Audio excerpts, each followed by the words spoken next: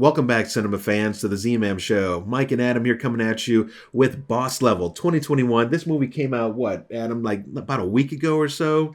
And this movie is an amazing action, sci-fi, whatever, comedy, if you will, because there's a lot of comedic elements inside of it. Starring Frank Grillo. It's also got some other names in there. Naomi Watts, even Mel Gibson, too, which we're going to talk a little bit about that as well. Currently holding a decent score on IMDb of 6.9. Welcome to the show, Adam.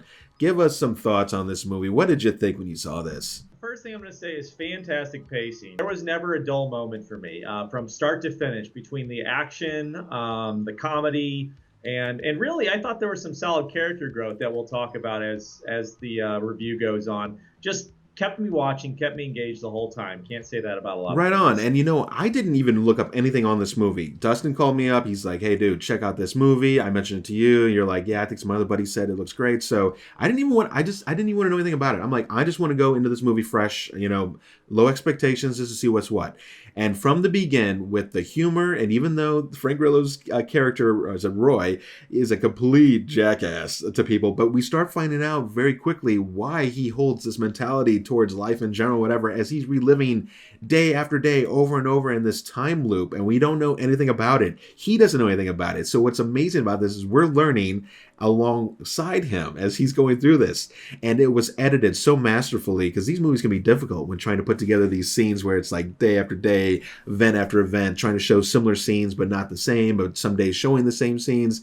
And he's basically being trying to be assassinated by these like 8 or 9 all different types of assassins, everything from just big brooding guys to these female ninja warriors named Guan Yin with a sword. I mean, you got these 2 females, and he comes up at him with the most ridiculous names for these people because he never gets to meet them face to face, because as soon as he gets a chance, they're trying to kill him. The opening sequence, the opening scene really sets the mood for how he's just viewing this whole thing. First off, I love the fact that they use Boston's Foreplay Long Time as the opening. It starts out with the Foreplay version. It goes uses Long Time later in the movie. But there's all this. He's got an assassin trying to kill him in his apartment. He's got a helicopter, a gunman in a helicopter shooting through the window at him, and he's just sitting there, and he's got this like F me look on his face the whole time, because this is like he's gone through this tens, between like 50 and 100 times by the time the movie starts. And so he's had to figure out how to survive both assassins. He's had to figure out how to jump out of his apartment before it blows up and lands in a truck. He says he misses the truck 22 times. So he dies 22 times from jumping out his window and trying to land in a truck. And it's comical to hear him go through in this why me kind of tone, like all this stuff that is happening to him. But yet at the beginning, like the best thing he can think to do is just go to this bar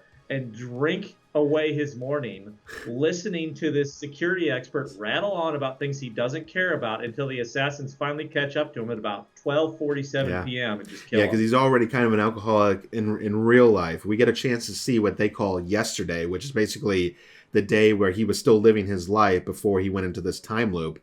And he has some problems going on. I mean, he's some kind of security specialist, like either SEAL team member or something even more advanced going on, those rogue ops or whatever. And he was all about it. I mean, he was all about his missions, and so much so that he let his family fade away from him, and his wife, which is Naomi Watts, now ex-wife, and his son. And it's kind of sad to see that, because he sees that he messed up. We see those conversations he has, but he actually goes and visits his wife at her work facility, and there's some crazy science going on in the background, and he doesn't really care too much about it at first. He's asking a couple questions, but meanwhile, she's being monitored, what we see, which is by this Colonel Venter, which is played by Mel Gibson, and his super big, crazy henchman. And what was his name, Adam? Do you remember? I'm already forget. Brett. His name is I mean, the random names for some of these guys, And the guy is a total D-bag. And it's so funny, so much of a D-bag that they show in movie that literally after the first interaction he has with Roy's character and leaves,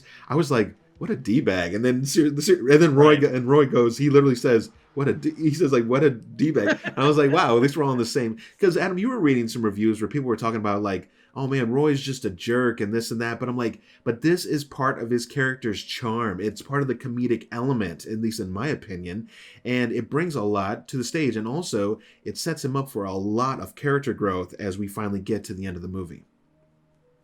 Yeah, and to go to that review thing, there I say in general the audience has liked this movie better than the reviewers have. The The reviewers critics, have been kind of yeah, the critics have been hit or miss. The audience I think in general has really enjoyed it, and there were a lot of people who thought that Frank Grillo's Roy was almost kind of was maybe a little bit like the boss level being a gaming reference and him kind of putting down gamers in the movie. But you know what? You watch him throughout the movie and it's like as he kind of like they introduce yesterday as you were talking at the perfect moment. They spend the first probably half hour or so really kind of diving into his mentality and how he got there, and then they shoot back to the day before, and then when they go forward, he finally kind of starts trying to figure out, okay, how do I grow past this? What are the lessons here to figure out? And it's interesting to watch him grow and kind of decide that he's going to try and get closer to his son with the one day he has.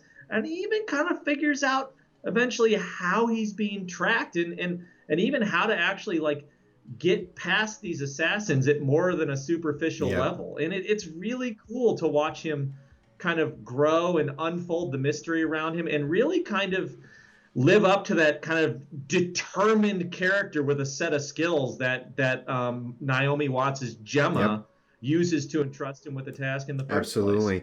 Yeah, it was great. And I admit, there was some, definitely some empathy and some emotional, you know, growth that just happened throughout the movie. Because, I mean, by the end, he's really getting it. I mean, he's getting, and he's Yeah. also starting to get what he, kind of wanted was always to have a life with his son, because Naomi Watts really didn't want to tell her son who he actually is. So Roy is in the boy's life, but they haven't. It's only as a friend. They've never told him who he actually is, and he's battling with trying to tell his son. And if he's such a jerk, he's not, because he didn't just straight up say, hey kid, your mom's dead, or hey kid, I'm your dad. I mean, he's trying not to hurt this boy because he cares and loves him so much. And I thought that was great as a father. And even if you're not a father, you can still relate. You can still understand. If you have empathy, you can understand what he's going through.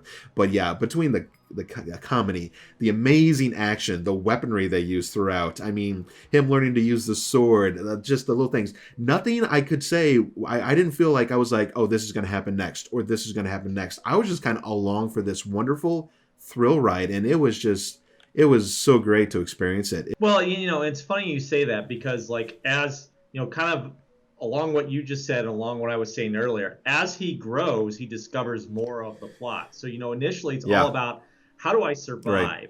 And then as he starts to survive and he's able to grow past his alcoholic tendencies, he starts to figure out, how am I being tracked? And then, like, how do I stop this from happening? How do I figure out who's doing this? Who's driving Those were this? great, What is the great moments. right?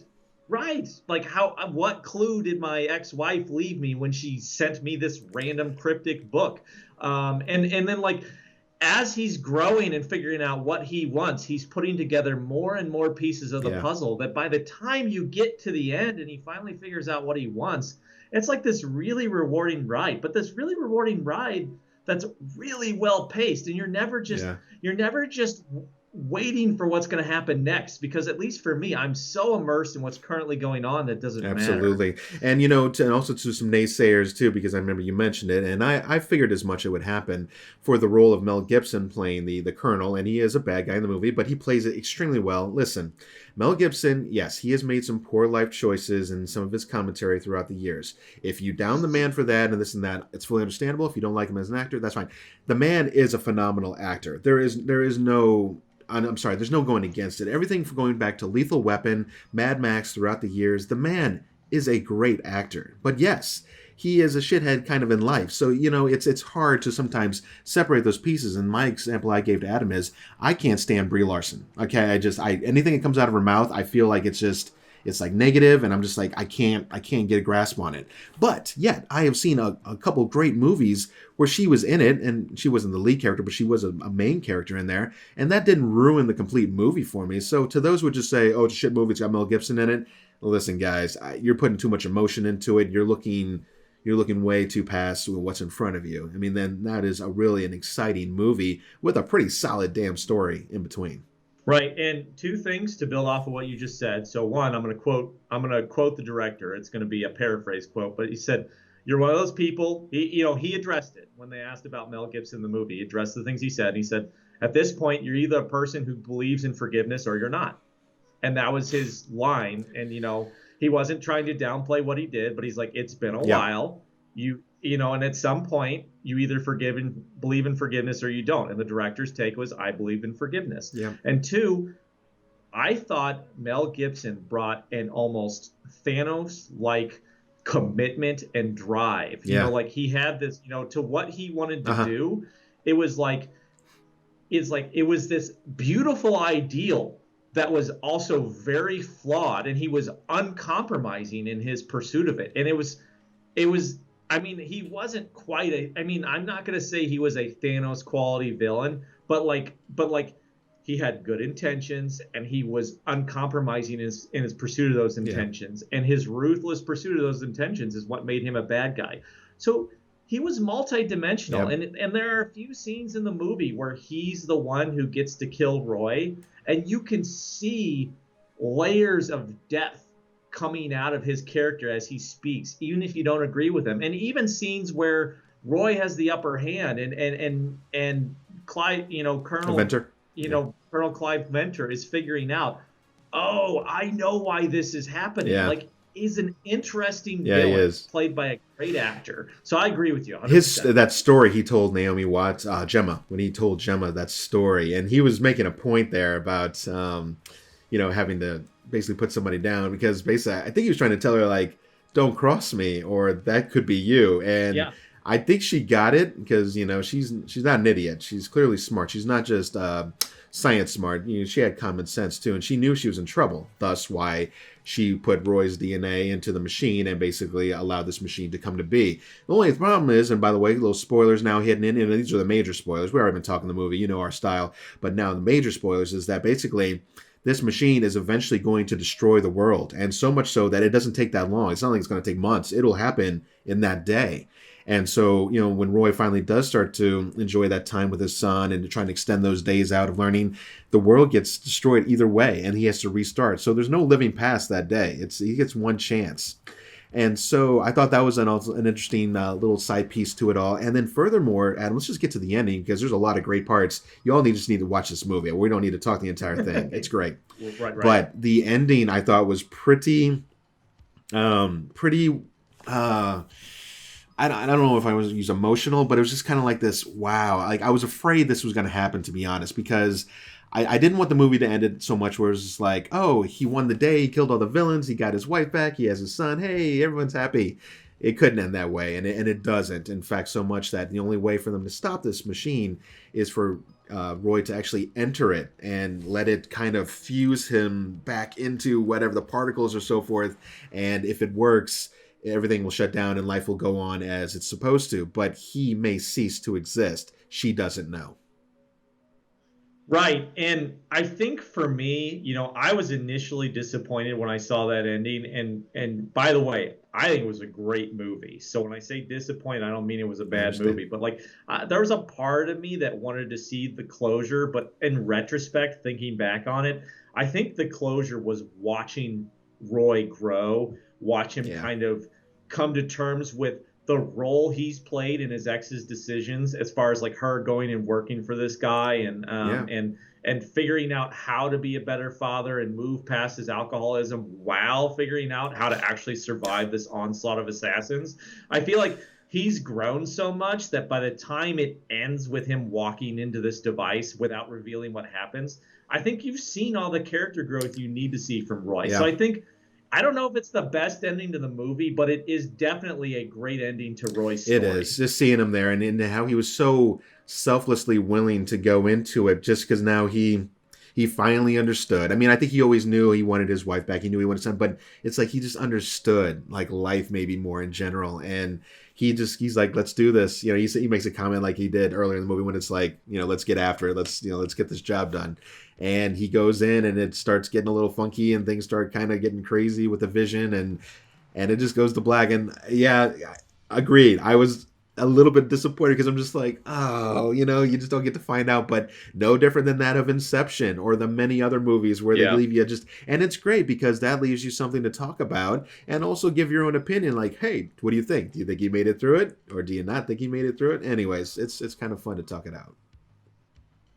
Yeah, and I think, like I don't know if it'll be the highest rated movie I've ever watched, but also at the same time, when I think about what I would do to improve the movie, I'm stumped for ideas. I thought it was so well executed, and it did what it sought to do so well that I'm hard pressed, at least initially, to think of a way to make it better. That's just me. Yeah. Obviously, some of the critics disagree, but that's where I'm Absolutely. at. So if I were to give this a score, you know, I was leaning upwards towards a 9, which by the way, 9s are really fabulous movies. And this one, it did keep me very much engaged, but I'll just say it's an easy 8.5 for me and no lower. And that's just my opinion there.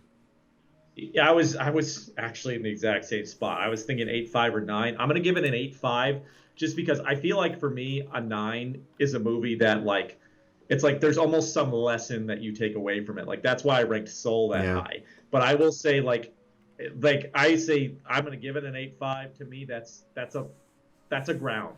I would never rank it lower than that. absolutely. So 8.5 is a solid rating. It's one of the highest ratings I've ever notched Yeah.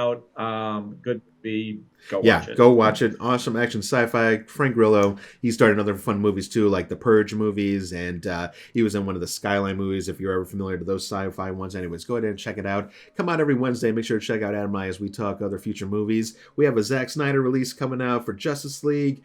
Who knows, Adam? I mean, you just told me it was a 4-hour movie. I mean, that's past epic. That's like super epic times two. Early, yeah, early release, early review suggests it's far better than the original Justice League. So I'm willing to give it a shot. Maybe we'll watch it. Maybe we won't. I guess we'll Yeah, we'll see see. what far better means because I think literally almost anything could have been better what I watched when I saw it originally. But hey, you know, I mean, not every movie can be perfect. So maybe we'll give you guys a check out on that in the next week or two, depending on how fast we can get to it. And there'll be other fun stuffs along the way. So with that said, this is Mike and Adam with the Z-Man Show, and we'll catch you guys at the next review.